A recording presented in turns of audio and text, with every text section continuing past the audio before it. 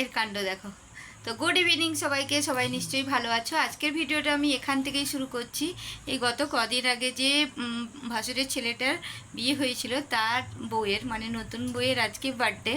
তো আমাকে আর আমার কার্টুন ছেলেকে ডেকেছে, তো দুজনে রেডি হয়ে গেছি। এবার যাই, কেক কাটা হবে, তোমাদেরকে দেখাবো, চলো।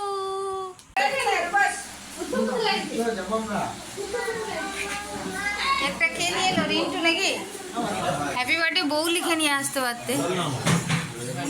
এখন প্রিয়াঙ্কা না, হ্যাপি বার্থডে বউ, ওয়েলকাম শ্বশুর বাড়ি, কিছু একটা আলাদা আলাদা লিখতে। হ্যাঁ,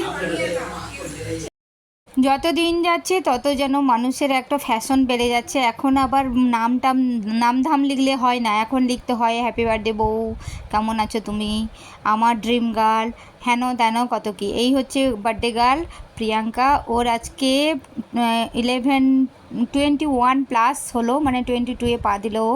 তো এই ছিল ওর বার্থডে, ছোট্ট করে একটা মানে সবাই মিলে একটু জাস্ট কেক কাটার জন্যই ইনভাইট করা হয়েছে।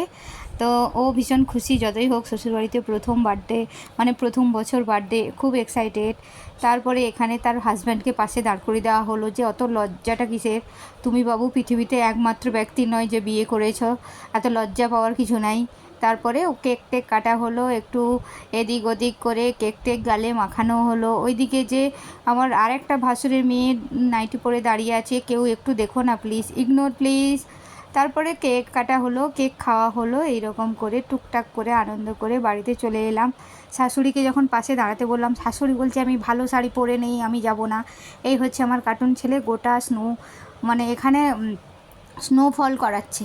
সম্ভব তো নয় এই গরমে, ওই জন্য একটুখানি প্রচেষ্টা চলছে, যদি আইস মনে করে ওই স্নোফলগুলো পড়ে তাতেও কম কিসে।